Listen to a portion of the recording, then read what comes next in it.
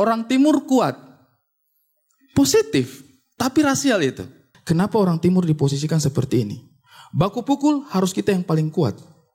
Olahraga main bola, lari harus kita yang paling kuat. Saya tuh sama Pak Profesor Mahfud selalu dikasih tempat yang menyenangkan gitu. Sebagai narasumber, sebagai moderator. Karena saya merasa banyak saya punya saudara-saudara yang tidak seberuntung itu. Sekarang aku juga ngerasa banyak banget kok orang-orang muda yang berjuang demi Indonesia, tapi sangat berbeda.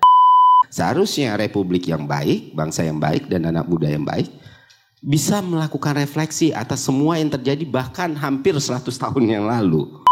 Pak Mahfud, tapi lebih mudah di mana sih Pak Mahfud ketika di dalam kekuasaan, karena Pak Mahfud punya sejarah yang panjang, atau di luar kekuasaan, apa yang bisa kita lakukan? Pasti banyak banget anak-anak yang muda itu mau jadi pengusaha. Impiannya mau gitu, pastilah kan supaya ekonomi bisa maju. Anggapan mereka kan kalau misalnya mereka sukses, mereka bisa memperbaiki masa depan dan lain-lain. Tapi seringkali mereka itu kesandung sama banyak hal. Misalnya kalau misalnya kita ngomongin dari segi ease of doing business, untuk kita berusaha di Indonesia itu salah satu yang tersulit gitu dibandingkan dengan tetangga-tetangga lainnya. Siapapun yang memimpin negara, jangan terlalu rakus. Negara ini begitu kayanya, luar biasa. Apa aja Anda inginkan ada di negara ini. Tapi kalau rakus, itu akan menimbulkan kecemburuan sosial. Gen Z, milenial juga, itu kebutuhannya sudah beda. Caranya juga sudah beda, tidak bisa diabaikan. Kalau tidak, generasi tua itu hanya akan merusak kalau tetap jumut dengan pikiran-pikirannya sendiri. Jangan lupa subscribe dan nyalakan lonceng notifikasi. Selamat menyaksikan.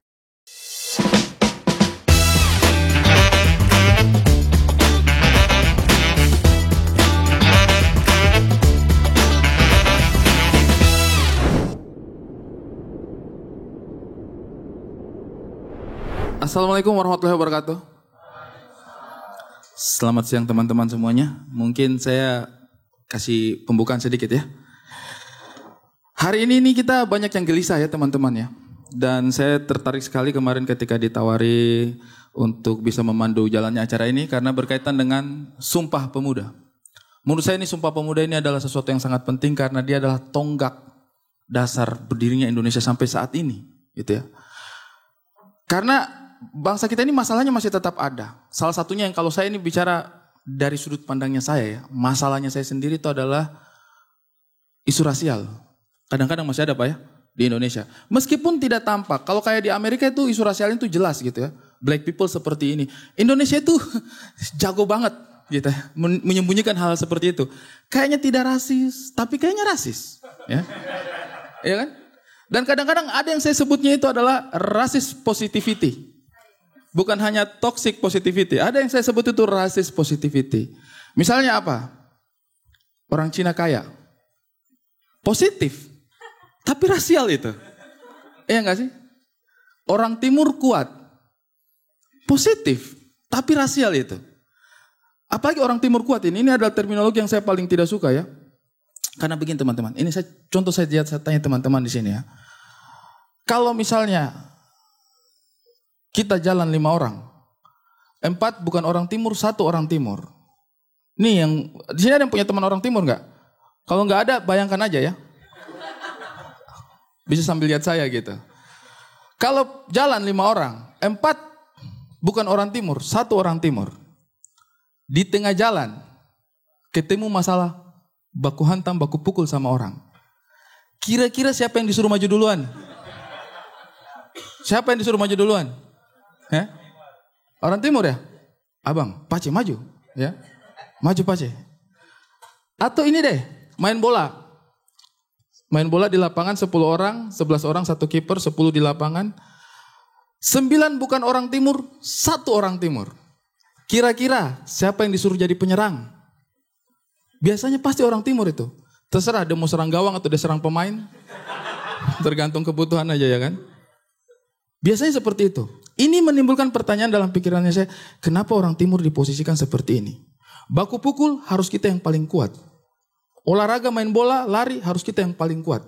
Padahal kalau kita survei dari data, angka gizi buruk di Indonesia itu 5 teratas semua Indonesia Timur Pak. Ini apa-apaan Indonesia ini? Kita yang kurang gizi, kita juga yang harus kuat. Itu rasis positivity ya. Takdirnya mungkin seperti itu. Belum lagi kalau misalnya ada urusan-urusan. Ini saya senang sekali nih Pak Mahfud. Saya tuh sama Pak Profesor Mahfud selalu dikasih tempat yang menyenangkan gitu. Sebagai narasumber, sebagai moderator. Karena saya merasa banyak saya punya saudara-saudara yang tidak seberuntung itu. Kita di banyak kegiatan itu biasanya dijadikan apa orang Timur? Keamanan. Tidak jauh-jauh dari situ Pak. Kegiatan apapun orang Timur keamanan. Saya ini rasakan di kampus bertahun-tahun. Kegiatan apapun, diskusi, forum, seminar, kegiatan keagamaan, saya keamanan. Saya keamanan. Sampai saya penasaran, saya pernah minta, Abigail, saya pernah minta ya. Pak, janganlah saya keamanan terus-terus. Pindahkanlah saya di mana gitu. Oh ya sudah Mas.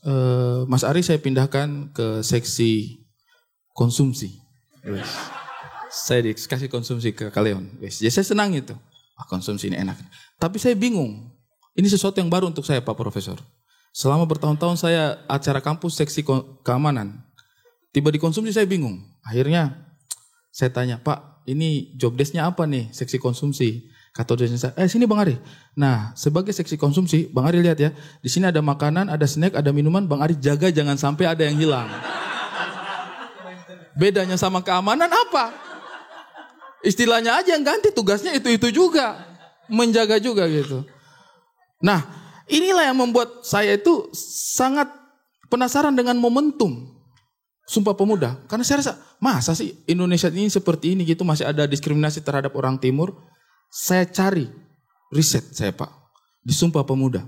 Dan ternyata nenek moyang kita itu benar-benar mendirikan bangsa ini bersama-sama di Kongres Sumpah Pemuda. Tanggal 28 Oktober 1928 itu. Enggak usah terlalu kagum Pak, itu pengetahuan umum. Oke. Orang Timur udah makin maju nih, udah mulai tahu tanggal Sumpah Pemuda nih. Saya sering itu merasakan pandangan-pandangan itu. Hanya cukup menyebut tanggal Sumpah Pemuda, orang itu sudah kayak, wah maju nih Indonesia Timur. Hei, standar kita nggak segitu dong. Ya. Nah, pada saat Kongres Sumpah Pemuda itu, semua perwakilan Indonesia ada. Nyong Sumateranen Bon, Nyong Batavia, Nyong Java, ya. Dan ada perwakilan kami Pak di Sumpah Pemuda itu. Nyong Celebes dan Nyong Ambon. Cuma saya cari-cari di buku sejarah, tidak dijelaskan job desk-nya mereka apa. Jangan-jangan Nyong Celebes dengan Nyong Ambon di Kongres Sumpah Pemuda juga seksi keamanan. Kita tidak pernah tahu. Yang lain forum di dalam, kita tetap di luar aja. Wih.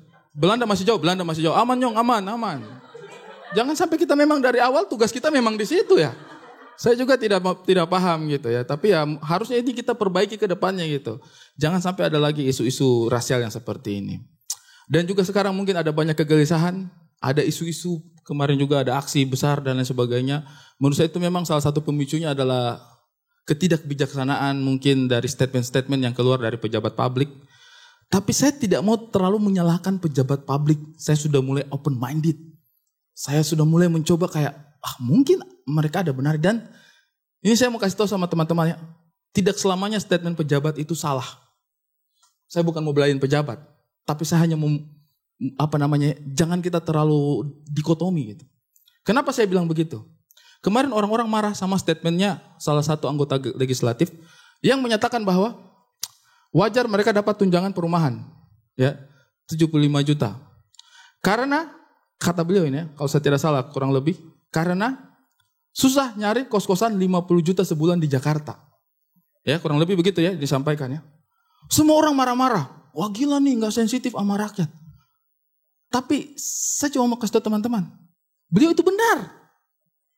Susah loh cari kos-kosan 50 juta sebulan di Jakarta. Iya Pak. Sekarang di sini angkat tangan siapa yang tahu kos-kosan sebulan 50 juta di Jakarta? Saya sudah ingat-ingat, nggak ada, susah emang. Loh iya dong, bener dong. Coba deh angkat tangan deh saya tantang. Yang tahu kos-kosan 50 juta satu bulan di Jakarta, angkat tangan. Susah kan nyarinya kan? Bener bapaknya dong berarti ya. Ya itulah, tapi benar-benar meresahkan. Tapi ya mudah-mudahan diskusi kita hari ini tuh kita bisa menggali hal-hal seperti ini. Kita akan tetap santai aja, relax aja, menyenangkan teman-teman yang sudah hadir di sini. Nanti juga kita akan ada interaksi dengan teman-teman juga. Ferry Irwandi ini masih belum nyampe ya. Alhamdulillah ini dia tidak terlibat dengan peristiwa Rengas Dengklok. Kalau tidak kita tidak jadi culik Soekarno gara-gara tunggu dia. Tidak jadi merdeka Indonesia. Ayo kita menculik Soekarno, sabar tunggu Ferry Irwandi dulu. Tidak apa-apa, kita sambil mulai saja. Saya punya teman tapi sudah dalam perjalanan ke sini ya. Saya punya teman. Oke teman-teman, untuk memulai hari ini langsung saja kita akan mendengarkan mungkin sedikit gambaran mengenai kondisi terkini mungkin atau pemuda, bagaimana pemuda itu sebenarnya di masa lalu dan di masa sekarang, harapan-harapan yang kita inginkan di masa yang akan datang. Mungkin kita akan dengar itu sedikit. Jadi langsung saja saya undang kepada Pak Profesor Muhammad Mahfud MD untuk memberikan pembukaan bagi kita dalam acara ini. Waktu dan tempat saya persilahkan. Di sini aja kan? Boleh di sini, boleh berdiri juga Pak. Di sana aja? Oh di sana aja berarti. Ya. Oke, siap. Oke, waktu dan tempat saya persilahkan. Baik, singkat saja. Jadi kita ini mengadakan acara ini, pemuda merawat nalar bangsa ini dalam rangka memperingati Sumpah Pemuda tahun 1928. Sumpah Pemuda itu memang satu peristiwa yang sangat dahsyat dan sampai sekarang menjadi pilar berdirinya bangsa dan berdirinya negara Indonesia. Itu sebabnya tadi oleh Ari Kriting disebut sebagai tonggak. Nah, kita ngadakan peringatan ini, kita menjaga tonggak itu. Tonggak itu apa sih semangatnya? Semangatnya adalah kebersatuan. Sejak ada Sumpah Pemuda itu, kita bersatu. Dan hanya 17 tahun sesudah Sumpah Pemuda, kita merdeka. Sesudah ada yang menyebut 350 tahun kita dijajah oleh kekuatan asing. Sekurang-kurangnya terpecah-pecah dengan perjuangan sendiri-sendiri, kita tidak punya apa yang disebut Indonesia. Tapi begitu ada Sumpah Pemuda, Ari Kriting yang dari Maluku ya? NTT? Hah? Sulawesi. Ya, kemudian Leon, Tiara, Abigail yang beras Cina, ada yang Melayu, Mahfud yang Madura, Rizal yang Bugis, siapa lagi yang macam-macam. Tidak bisa lagi mengatakan saya orang Madura saja. Saya tidak bisa saya mengatakan saya orang Bugis. Rizal tidak bisa mengatakan saya orang Jawa. Leon tidak bisa mengatakan saya orang Arab. Tapi semuanya sejak Sumpah Pemuda itu kita bisa mengatakan saya orang Indonesia. Bersama kita semua bisa mengatakan saya orang Indonesia. Karena pada waktu itu sumpahnya berbangsa satu, bertanah air satu, berbahasa satu, bahasa Indonesia. Nah ini dahsyat. Karena apa? Kemudian hanya 17 tahun kita merdeka. Dan dengan kemerdekaan itu kita mencapai kemajuan luar biasa. Jadi yang harus kita rawat, kemajuan itu harus dipercepat. Ya, dengan semangat Sumpah Pemuda bahwa kita akan tetap bersatu. Gitu. Kemajuan udah banyak. Kalau kita bicara politik, kemajuannya kita sudah punya kedaulatan politik. Kita sudah punya kebebasan untuk berpendapat. Kita punya kebebasan untuk memilih pemimpin dan wakil rakyat sendiri. Itu harus disyukuri. Dulu nggak bisa. Pendidikan coba bayangkan ya anak-anak di sini nih. Dulu sebelum merdeka mau sekolah rakyat aja susah. SMP susah, tapi sekarang bukan hanya sampai perguruan tinggi, kita sampai ke luar negeri juga nih. Banyak yang ke luar negeri dengan mudah. Kenapa? Karena merdeka.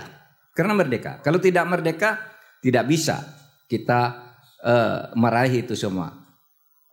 Ekonomi, saya selalu mencontohkan begini. Ketika Indonesia belum merdeka, hampir semua orang Indonesia itu miskin. Terkecuali mereka yang keturunan piai, bupati, lurah yang bekerja pada pemerintah kolonial gitu. Mereka bisa nyekolahkan anak sampai SMP, SMA. Ada beberapa orang sampai perguruan tinggi kayak Bung Karno dan sebagainya gitu. Tapi sekarang alumni perguruan tinggi kita sudah lebih dari 17 juta. Banyak doktornya, banyak profesornya. Ekonomi kita, kalau dulu orang hampir miskin semua. Ya, Pak, taruhlah merdeka 20 tahun dipimpin Bung Karno tahun 45 sampai 66. Berapa orang miskin itu jumlahnya? Tinggal 56%. Banyak banget, iya. Dari tidak ada orang yang tidak miskin, hampir kecuali priayi-priayi tadi. Kemudian hanya 20 tahun 44% bisa dientaskan dari kemiskinan. Lalu diganti oleh Pak Harto sampai tahun 98 Pak Harto jatuh, orang miskin tinggal 18%. Meskipun nanti ukuran-ukurannya bisa diperdebatkan, tapi itu menggunakan ukuran yang sama. Tinggal 18%. Pak Harto jatuh, kita reformasi, terus ada pemerintah dari Habibie, Gus Dur, Bu Mega, Pak SBY berhenti, orang miskin tinggal 11,7%. Terus diganti oleh Pak Jokowi 2 periode, orang miskin sudah turun lagi menjadi 8,7%. Jadi ini harus disyukuri, kemajuan ini ada. Kemajuan ini ada dan kita terus akan maju dan maju. Nah, apa landasannya? Landasannya adalah ideologi dan konstitusi kita. Nah, saudara sekalian, saya akan bicara sekarang tantangannya yang terakhir ini. Saudara, kita kaya raya, tapi tantangan kita yang pertama-tama adalah keserakahan. Keserakahan, karena ternyata belakangan ini atau dalam sepanjang sejarah pemerintahan selalu bermunculan korupsi-korupsi yang merugikan masyarakat yang kemudian menimbulkan diskriminasi. Keserakahan, diskriminasi dan kemudian ketidakadilan itu yang mengancam kebersatuan kita tahun 28 itu. Karena begini loh, orang kalau tidak diperlakukan tidak adil, untuk apa saya ikut kamu? Seperti Ari Keriting ini karena sangat nasionalis, tapi di daerahnya sana timur loh. Kalau pemerintah pusat kayak gitu, untuk saya, untuk apa saya ikut Jawa? Gitu kan? Dulu enggak bicara soal Jawa, soal apa? Dulu bicara Indonesia. Loh kalau orang kayak gini diberlakukan tidak adil. Barat dan timur kok beda? Untuk apa saya ikut? Nah itu yang akan menyebabkan perpecahan itu. Pecahnya suatu bangsa. Kemudian apa itu? Primordialisme timbul lagi karena ketidakadilan. Apa bentuknya? Misalnya radikalisme. Kan muncul dari ketidakadilan. Saya tidak percaya gerakan-gerakan radikal yang demo mengganti ideologi negara dan sebagainya sampai berbaris sampai 3 juta orang itu. Mereka yang sebenarnya punya ideologi lain yang ditawarkan sebagai pengganti tidak. Mereka ini marah karena ketidakadilan. Lalu ada yang bisa ditumpangi. Orang radikal berteriak tentang ketidakadilan, mengatasnamakan agama, mengatasnamakan kelompok tertentu, lalu mereka berbaris demo. Kenapa? Karena ketidakadilan. Nah, oleh sebab itu, ini satu segi, mari kita jaga semangat 28 ini dengan mengokohkan persatuan agar kita maju, dan salah satu caranya, mari kita jangan terlalu rakus. Siapapun yang memimpin negara, jangan terlalu rakus. Negara ini begitu kayanya, luar biasa. Apa aja Anda inginkan ada di negara ini. Tapi kalau rakus, itu akan menimbulkan kecemburuan sosial. Ya. Kemudian orang ingin berpecah saja. Saya kalau tidak ikut republik, tidak ikut bersatu, saya kayak misalnya Aceh kan pernah begitu kan, Aceh. Pernah dulu, apa ikut republik? Riau pernah begitu. Apa ikut republik? Tidak adil. Kami yang punya, tapi yang makan orang Jakarta gitu. Kan ada yang begitu. Sehingga bagi saya memperingati ini, mari jaga persatuan. Tetapi menjaga persatuan itu dari perspektif saya membangun keadilan, penegakan hukum dan kejujuran di dalam kita hidup bernegara. Itu saja dulu. Makasih. Luar biasa sekali ya. Jadi mungkin salah satu poin utama yang nanti akan coba kita telusuri itu adalah bagaimana kita mensyukuri kemerdekaan. Karena itu yang salah satu yang juga mungkin kadang-kadang kita lupa bahwa apapun yang kita lakukan hari ini itu memang karena kita adalah pribadi yang sudah merdeka Pak ya. Oke, nanti itu kita akan lanjutkan lagi. Saya mau ke Abigail sekarang. Masih relevan gak sih?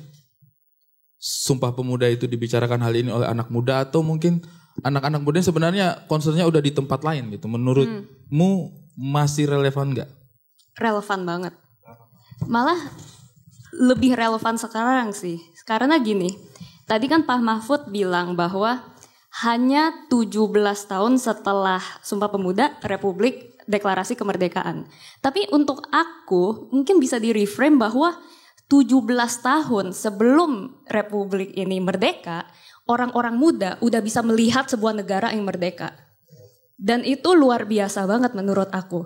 Soalnya menurut aku dulu ketika 1928, mereka kan masih di bawah penjajahan. Bisa bayangin gak orang-orang muda yang masih dalam kondisi gitu berkumpul mendeklarasi satu bangsa, padahal belum bisa kelihatan dan kelihatannya masa depan itu mustahil.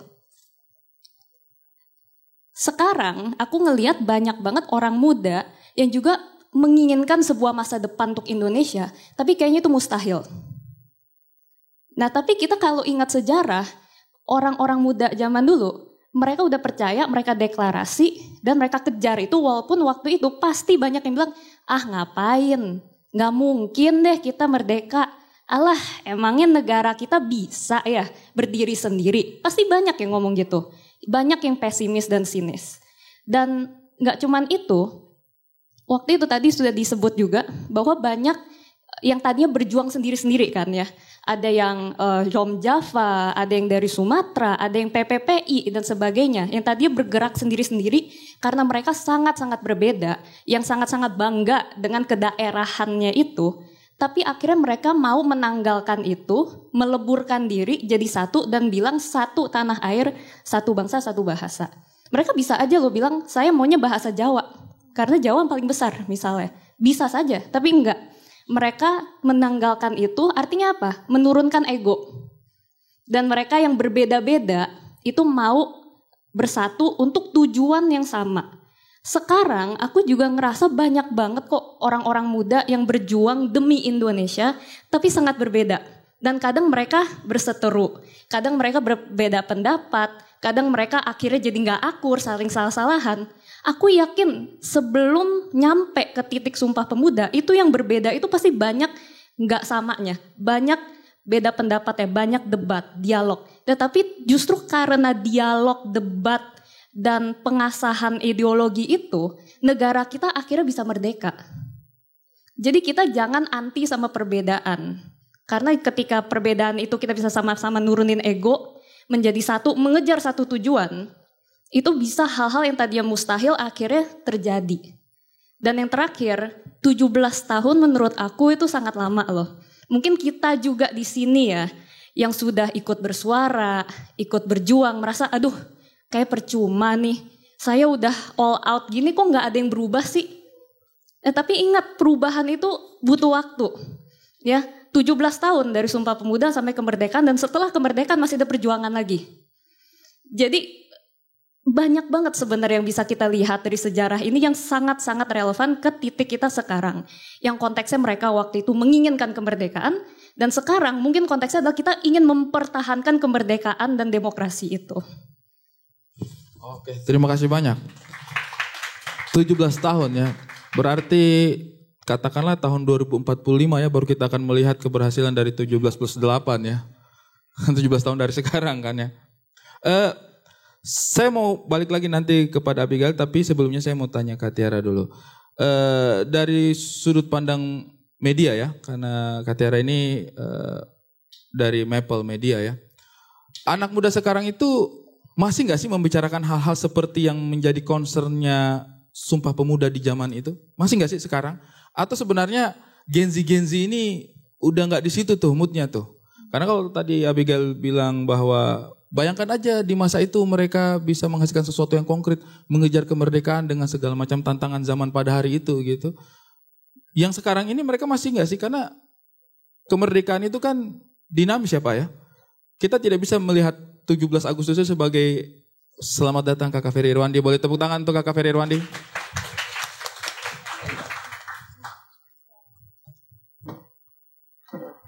Assalamualaikum warahmatullahi wabarakatuh. Ya. Nah kalau menurut saya apa yang disampaikan Pak Profesor Mahfud bahwa kemerdekaan itu penting. Ini sambil sekalian saya review untuk Pak Ferry. Pak Mahfud tadi menyampaikan bahwa kemerdekaan itu penting, kemudian Abigail menyampaikan bahwa masih relevan Sumpah Pemuda untuk dibicarakan hal ini, bahkan kita harus terinspirasi dari itu semua. Nah, ke Kak Tiara, masih nggak sih anak muda itu membicarakan itu di media-media, atau sebenarnya sudah geser gitu, sudah nggak di situ sebenarnya topiknya gitu? Oke. Kalau yang berdasarkan, sebetulnya by the way perkenalkan saya Tiara dari Maple Media. Mungkin dibanding yang lain salah satu media yang paling muda, kita baru 3 tahun hingga hari ini. Jadi pun kita masih belajar, tapi kalau pertanyaannya soal apakah Gen Z atau anak muda masih peduli terhadap Indonesia, masih ngomongin soal ideologi atau ya Sumpah Pemuda, mungkin caranya saja yang berbeda sih Kak Ari. Caranya beda? Iya, mungkin kalau dulu akan berkumpul di masing-masing kelompoknya secara offline atau langsung gitu. Tapi sekarang kita sudah punya media-media seperti sosial media di mana itulah tempat Gen Z sekarang gitu. Menuangkan pikirannya gitu. Betul. Dan kayak contoh apakah masih sering kita omongin apa enggak, misalnya di Maple sendiri kita tuh punya beberapa pilar, salah satunya itu juga artikel. Di artikel-artikel itu kita juga sering membahas hal-hal yang politik tapi dengan cara kita. Dengan sesuatu yang lebih mudah untuk diterima, sesuatu yang memang kita bicarakan sehari-hari dan ternyata masih secara kalau kita ngomongin sosial media pasti kita akan ngomongin soal engagement. Dan ternyata masih engage. Kayak contohnya kita punya sebuah pilar namanya kolom. Jadi namanya kolom ya. Jadi kita membuka orang-orang yang punya keresahan untuk mengirimkan itu ke kami dan akan kami kurasi dan kami rilis itu. Dan ternyata kalau kata orang masyarakat Indonesia tidak suka membaca, mungkin iya secara data besar, tapi ketika kita bisa menyajikan itu dengan sesuatu yang lebih mudah untuk diterima oleh Gen Z dan itu bisa diterima oleh mereka. Kayak mungkin sekarang kalau kita ngomongin sosial media, bagaimana kita menyampaikan ini dengan sesuatu yang lebih mudah untuk diterima aja sih Kak Ari. Dan pembahasan soal Indonesia tuh akan selalu ada karena kita tinggal di sini gitu. Oke. Jadi mau kita marah, mau kita resah, mau gak mau ya tujuan kita gimana caranya nih kita hidup di negara yang lebih baik. Ya itu akan selalu relevan sih. Setuju sih saya, karena saya lihat pergeserannya dulu juga itu ada era-era di mana salah satu musuh besarnya kita anak-anak muda itu justru orang-orang yang antipati, yang nggak mau tahu soal politik. Ada itu era-eranya, kalau nggak salah itu mungkin sekitar tahun 2005 ke 2010 itu ya. Orang-orang yang nggak mau bicarakan politik itu banyak banget. Nah sekarang ini malah concern kepada politik itu udah jauh lebih tinggi tuh. Saya ini kan kuliah Pak tahun 2003. Saya masuk kuliah itu tahun 2003. Belajar jadi aktivis itu dari tahun 2003 itu saya masih sampai 2005 itu masih berusaha mendalami aktivisme di kampus itu.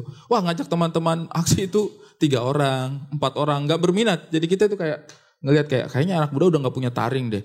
Yang sekarang ini saya setuju sih. Mungkin juga sosial media membuat itu menjadi lebih gampang dibicarakan di mana-mana gitu ya. Oke. Leon. Kalau Leon ini banyak sudut pandangnya itu dari finansial ya, dari aspek ekonomi. Nah, mungkin juga salah satu cita-cita kemerdekaan bangsa ini kan sebenarnya agar kita bisa makmur dan sejahtera merata gitu ya. Jadi sudut pandang ekonomi itu juga adalah salah satu yang mungkin tidak tercapai ketika kita menjadi negara terjajah ya. Leon sendiri melihat anak muda Indonesia itu secara ekonomi atau secara apapun merdeka nggak sih untuk memilih dengan kondisi situasi bangsa yang ada sekarang ini? Atau sebenarnya anak muda Indonesia itu udahlah jadi budak korporasi aja lah gitu, tidak banyak pilihan kok di negara ini gitu? Atau justru sebenarnya Leon melihat bahwa enggak, Indonesia itu potensial banget kalau dari sudut pandang ekonomi gitu? Gimana? Ya. Sebenarnya kalau misalnya dari segi profesi, dari segi pekerjaan, dari segi pengusaha, pasti banyak banget anak-anak yang muda itu mau jadi pengusaha. Impiannya mau gitu, pastilah kan supaya ekonomi bisa maju. Anggapan mereka kan kalau misalnya mereka sukses, mereka bisa memperbaiki masa depan dan lain-lain. Tapi seringkali mereka itu kesandung sama banyak hal. Misalnya kalau misalnya kita ngomongin dari segi ease of doing business, untuk kita berusaha di Indonesia itu salah satu yang tersulit gitu dibandingkan dengan tetangga-tetangga lainnya. Atau enggak misal dari segi korupsi pun gitu. Misalnya saya di bidang properti developer gitu, background saya. Sebagai property developer, kalau misalnya saya tanya gitu ke teman-teman, kalau misalnya pengembang itu bisnisnya apa? Pasti orang-orang pemikiran adalah bangun rumah, jual rumah. Itu adalah lu punya bisnis, lu ngebangun, lu ngejual gitu kan.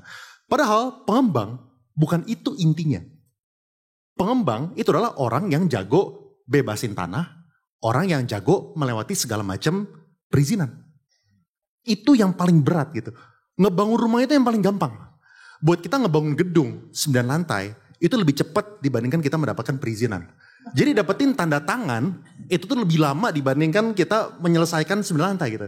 Nah jadi kalau misalnya kita berbisnis itu seperti itu gitu. Dan akhirnya banyak sekali pemuda-pemuda, anak-anak yang pengen berusaha ya.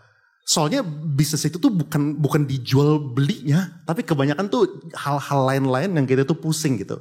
Nah jadi itu alasannya kenapa saya juga sering menyuarakan, dan kenapa saya menyuarakan soalnya saya udah pensiun dari properti, makanya saya berani menyuarakan. Kalau misalnya saya masih di sana mungkin nggak bisa, soalnya nggak susah, tidak mungkin bisa jalan gitu. Dan itu kan terkait ke semuanya, terkait juga ke dari sisi misalnya instrumen finansial, misalnya kita ngomongin saham. Saham sekarang ini kalau misalnya kita ngomongin saham perbankan, itu net outflow-nya kencang banget gitu. Kalau misalnya kita lihat tahun ini BCA gitu, sahamnya keluar 30 triliun, net asing itu jualan BCA. Mandiri itu jualan sekitar 18 triliun tahun ini saja gitu. Padahal kalau misalnya kita cek dari segi fundamentalnya nggak ada yang berubah. Gimana caranya kita ngecek fundamental perusahaan? Lumayan gampang sebenarnya. Kita tinggal lihat misalnya, kalau misalnya BCA, kalau misalnya mereka mau ngasih KPR, biasanya BCA adalah perusahaan yang paling konservatif. Jadi kalau misalnya rumahnya itu harga 2 miliar, biasanya mereka datangin appraisalnya mungkin cuma 1,2 miliar. Lalu mereka punya, kita cuma dikasih kredit mungkin 700 juta gitu. Jadi save-nya tuh jauh gitu. Habis itu mereka punya satpam semuanya senyumnya manis, lebar semuanya. Sampai sekarang gak ada yang berubah. Tapi asing pada keluar terus gitu kan. Karena mereka memiliki alternatif lainnya. Nah sebenarnya kalau kita tidak bisa menyalahkan asing, tapi seharusnya kita itu kan masih banyak orang lain yang bisa ngambil. Contoh, kalau misalnya sebuah saham itu murah, logikanya adalah orang pasti ada yang beli. Contoh, kalau misalnya kita di saham banking itu ada namanya itu DPR. Tapi DPR bukan teman baik kita, ini dividend payout ratio ya. Jadi maksudnya mereka berapa persen mereka bayar dividennya gitu misalnya. Tapi kira-kira ya dividen yieldnya itu misalnya 10%. Kalau misalnya sebuah saham bisa memberikan kita dividen itu 10%, seharusnya kan menarik. Seharusnya kita mau masuk gitu. Tapi di Indonesia itu nggak ada yang uang yang besar itu misalnya kalau misalnya di Amerika itu namanya pension fund 401k. Jadi intinya orang-orang bule-bule yang pensiun mereka tabungin duitnya itu di saham gitu. Tapi kalau misalnya di Indonesia kita punya dana pensiun misalnya di BPJS, mereka nggak ada yang berani investasi saham. Soalnya kalau misalnya investasi saham balik lagi nanti kalau misalnya rugi walaupun secara thought process udah benar mereka bisa masuk penjara. Gitu. Seperti case-case yang sekarang lah. Orang-orang pinter, orang-orang yang udah benar mereka pengen melakukan investasi tapi gara-gara misalnya COVID gitu misalnya. Mereka bisa disalahin, lu kenapa rugi? Gitu. Loh kalau misalnya nggak boleh rugi, akhirnya makanya kebanyakan dana pensiun kita itu diinvestasikan di obligasi. Akhirnya saham-saham kita, kalau misalnya asingnya keluar, nggak ada yang bantu menopang. Yang menopang siapa? Bahasa kita, bahasa lelucon itu adalah sobat los sama sobat cupu gitu. Retail gitu maksudnya. Gitu. Yang akhirnya beli ini turun terus sahamnya, tapi kita terus yang beli. Soalnya ya itu tadi, walaupun sekarang kita ada harapan. Harapannya itu adalah contoh kalau misalnya Danantara, mereka berusaha untuk investasi pakai namanya BJR Business Judgment Rule gitu. Ya kita masih nunggu, soalnya sampai sekarang pun udah ada sekitar 70-an triliun yang masuk ke uangnya Danantara, tapi itu pun juga masih belum disalurkan. Kalau misalnya kita kan sebagai orang kita pengen duitnya segera disalurkan, tapi mereka pun juga nggak berani dan kita pun juga paham. Orang-orang yang pintar kemarin aja di penjara jadinya gitu. Padahal mereka juga nggak memperkaya diri sendiri gitu.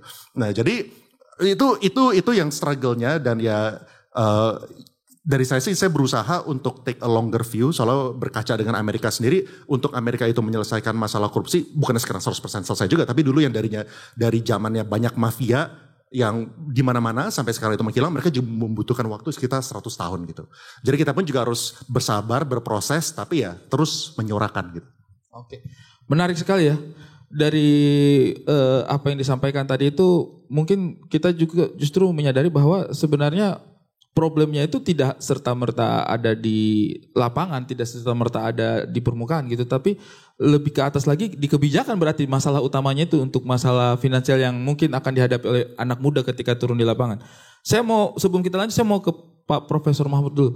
Memang serumit itu Pak kebijakan Indonesia, sehingga kebijakan pemerintah kita di Indonesia sehingga iklim bisnis saja pun daripada bangun gedung 9 lantai lebih gampang bangun gedung 9 lantai daripada ngurus perizinan. Padahal itu kan konstruksinya ribet banget ya. Ya, itu betul dan itu berlangsung sudah lama. Dan itulah sebabnya dulu pemerintah mengeluarkan Omnibus Law untuk mempermudah itu semua sebenarnya. Tetapi ternyata tidak juga. Masalahnya makin rumit. Jadi tadi betul Mas Leon itu mengatakan kalau cuma untuk membangun itu gampang, tapi yang susah kan perizinannya lewat meja ini, meja itu, meja itu. Itu satu. Tapi sebaliknya juga ada orang yang dapat perizinan bisa sehari jadi. Ya kan banyak kan pengembang-pengembang itu tiba-tiba punya tanah ribuan hektar gitu, kapan nih ngurus izinnya? Tiba-tiba menduduki tanah orang gitu. Nah itu persoalan kita sekarang. Itu persoalan kita sekarang. Artinya apa? Birokrasi kita, politik kita itu masih harus diperbaiki terus dengan semangat Sumpah Pemuda itu. Kalau kita tidak mampu memberikan pelayanan yang bagus kepada generasi muda, nasionalisme tahun 28 itu akan hilang pelan-pelan. Coba misalnya ada orang Indonesia sulit sekali mendapat pekerjaan, mendapat izin, mendapat pelayanan yang cukup untuk maju. Kan akhirnya orang kesetiaannya tidak kepada Indonesia. Saya bisa dapat ini di Singapura. Saya bisa dapat ini di Dubai misalnya. Mereka lalu buka perusahaan-perusahaan yang berbasis startup itu kan di luar aja. Karena di Indonesia tidak dapat. Lama-lama Republik ini terkikis nasionalismenya. Itulah sebabnya dalam rangka ini mari kita sekarang berarti aktualisasi dari semangat kebersatuan itu tadi, bukan hanya Mahfud, Leon, Abigail, Ferry itu bisa sekarang berkata saya Indonesia, bukan saya Madura, bukan saya Cina, bukan saya Padang, bukan saya apa, saya Indonesia. Nah sekarang diaktualkan itu ke dalam kebutuhan sekarang, yaitu politik yang terbuka dan pelayanan publik ya. Dari birokrasi kita itu yang juga lebih mudah ya, lebih betul-betul melayani. Itu aja sebenarnya. Relevansinya sebenarnya kalau bicara tadi pada Abigail itu, kalau ditanya apakah masih relevan ya? Masih relevan katanya. Tapi merelevansikan gimana kalau situasinya kayak gitu? Birokrasi kita, politik kita yang menyebabkan kehidupan sosial kita mulai terancam perpecahan. Ekonomi kita juga tidak adil, tidak seimbang gitu ya, tidak merata ya yang kita rasakan. Nah, maka kita berkumpul, mari kita bangun kembali, jadikan nasionalisme Sumpah Pemuda 28 itu dengan semangat-semangat baru ini tadi, dengan cara komunikasi baru yang lebih terbuka dan saling mengerti bahwa anak muda ini, Gen Z, milenial juga, itu kebutuhannya sudah beda. Caranya juga sudah beda, tidak bisa diabaikan. Kalau tidak, generasi tua itu hanya akan merusak kalau tetap jumut dengan pikiran-pikirannya sendiri. Apakah boleh bertanya? Boleh. Silakan kalau mau langsung bertanya. Silakan. Boleh, mungkin Tiara dulu. Oke, boleh, nggak apa-apa. Maaf sebelumnya, Pak Mahfud. Tapi lebih mudah di mana sih Pak Mahfud ketika di dalam kekuasaan, karena Pak Mahfud punya sejarah yang panjang, atau di luar kekuasaan? Apa yang bisa kita lakukan? Maksudnya kalau saya di dalam kekuasaan, ya itu tadi, birokrasi itu memang pembagian tugas. Tidak bisa misalnya saya bekerja di satu sektor, lalu masuk ke sektornya lain. Itu birokrasinya enggak mungkin. Saya melihat misalnya, kok di sana enggak benar ya. Tapi itu bukan bidang saya. Misalnya di sana bidang perindustrian. Saya di sini bidang hukum gitu kan, tidak bisa saya masuk ke sana kalau tidak menyangkut soal hukum gitu kan, nanti ada yang ngatur lagi kementerian lain. Tetapi sebenarnya kalau kita mau bagaimana kita memilih pimpinan-pimpinan institusi itu yang sebenarnya terbuka dan bersih, terbuka terhadap perubahan dan bersih, siap berubah, karena sebenarnya Tidak sulit sih, asal tidak koruptif gitu. Itu tidak sulit kok untuk bersatu. Coba bayangkan dulu di zaman Orde Baru terus terang birokrasi itu lebih efektif. Karena semuanya takut kepada Pak Harto kan. Meskipun Pak Hartonya sendiri dikritik karena membangun KKN. Tapi KKN-nya waktu itu terorganisasi, teratur. Nah sekarang ini rusak sendiri-sendiri. Nah oleh sebab itu kita perlu, saya katakan, di mana masalahnya? Leadership gitu. Kalau di luar gitu biasanya kan menjadi sulit ya. Orang di dalam sudah gagal bermasalah, sesudah keluar dia juga tersandra. Tidak berani berbuat apa-apa juga pada akhirnya. Nah, oleh sebab itu agar orang tidak tersandra itu ketika di dalam minimal untuk dirinya, para pemimpin itu, para pejabat, minimal untuk dirinya itu harus bersih. Sehingga nanti kalau keluar bisa memberikan koreksi-koreksi tanpa beban gitu. Itu aja. Oke. Nah, ada satu hal yang menarik tadi Pak Mahfud menyampaikan bahwa bisa kita bawa semangatnya Sumpah Pemuda itu untuk bagaimana kita bersatu menyelesaikan masalah-masalah hari ini. Ferry Irwandi sepakat nggak? Nggak apa-apa Pak, nanti baru saya balik lagi. Saya punya teman, dia sudah nungguin kayaknya gatal-gatal juga kita pengen dengar dari dia ya. Ferry Irwandi, masih relevan nggak? Sumpah Pemuda itu bisa menjaga api semangat bangsa Indonesia, seluruh pemuda Indonesia untuk membawa kita ke gerbang kemerdekaan dari tahun 1928 tadi ya, ke tahun 1945. Tapi 3 tahun sebelum 1 abad Sumpah Pemuda ini masih bisa nggak dia menjadi motivasinya kita anak muda dengan permasalahan yang ada hari ini. Dulu masalah kita itu Belanda menjajah, udah kelar. Mari kita bersatu, kita kalahkan. Sekarang dengan masalah hari ini, apakah masih relevan menurut Ferry Irwandi menjadikan Sumpah Pemuda sebagai nyala api semangatnya kita? Oke. Sebelum saya menjawab, saya mau minta maaf dulu tadi terlambat ya karena satu dan hal lainnya. Maaf Pak, maaf Ibi, Leo, Mbak. Jadi untuk menjawab pertanyaan Bang Ari tadi, aku kira mau nanyanya tadi masih relevan nggak naga itu. Jadi kita terakhir ketemu perdebatannya naga ada atau enggak. Hari ini ngomongin, gue nggak percaya ada naga, dia yakin betul ada naga kan. Nah hari ini dia ketemu nanya langsung Sumpah Pemuda agak tema. Apakah Sumpah Pemuda masih relevan atau enggak? Kayaknya sampai negara Republik ini berdiri ya Sumpah Pemuda akan selalu relevan ya.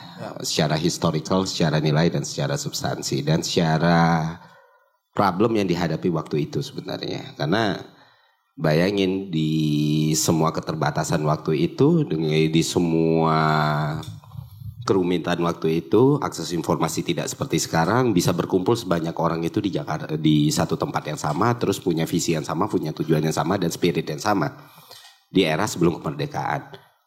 Itu seharusnya jadi satu proyeksi buat kita semua bahwa ketika kita ada niat untuk sesuatu itu bisa loh dilakukan.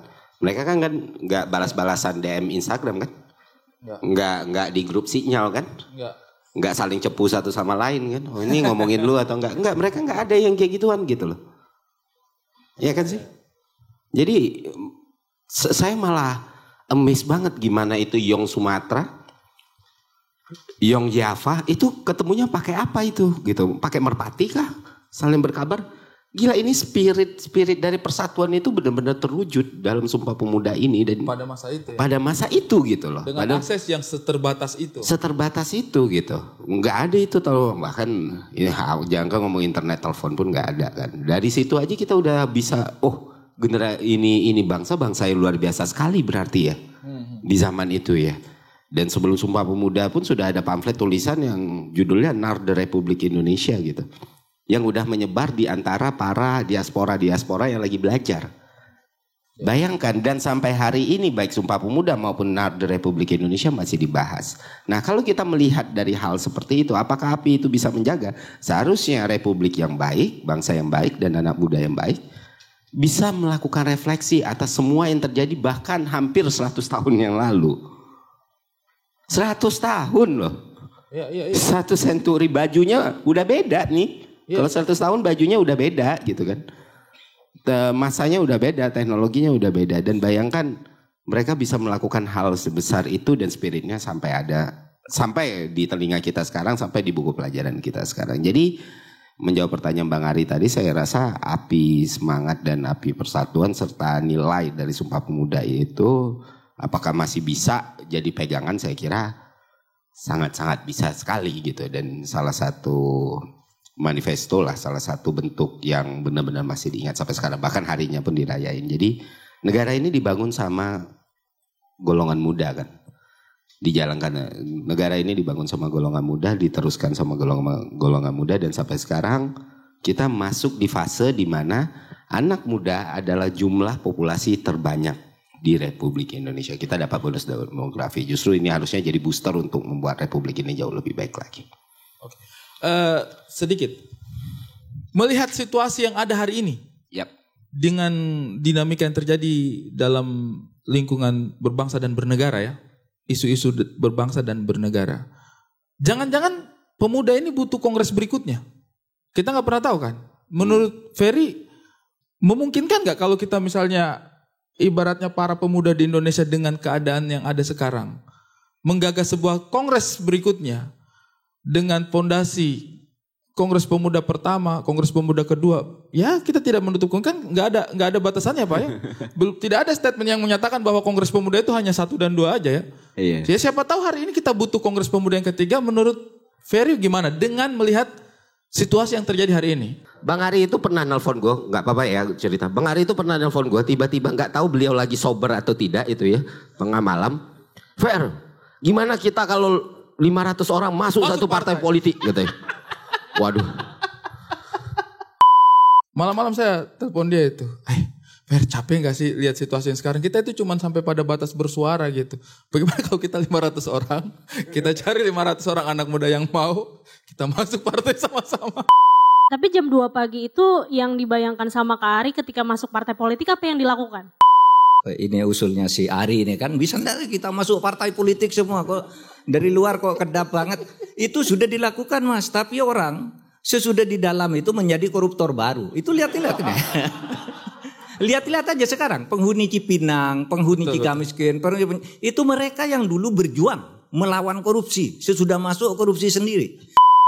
Di channel saya suka menyuarakan misalnya tentang kepastian hukum, korupsi. Sebenarnya itu di luar dari ide awal gitu. Ide awal mau ngomongin tentang karir, ekonomi, finance, bisnis, duit lah. Pokoknya gue BU gitu, butuh uang gitu kan. Jadi ngomongnya duit terus gitu. Ternyata gak bisa lepas. Tapi ujungnya gak bisa lepas. Bisa enggak kita melakukan perubahan dari luar? Mas Ferry, dalam catatan saya perubahan-perubahan kita itu kalau sudah sangat parah itu perubahan selalu datang dari luar melalui operasi sesar. Ketika muncul angkatan 66 karena sudah tidak kuat menghadapi politik generasi tua yang sangat jumut, korup dan tidak peduli, hedonis. Muncul angkatan 66 kan? Ya, kalau dibilang pemuda tidak punya kuasa tergantung pemuda yang mana ya. Soalnya sebenarnya kan ini dikotominya udah bukan soal muda tua. Yang muda ada kok yang berkuasa. Berkuasa banget itu.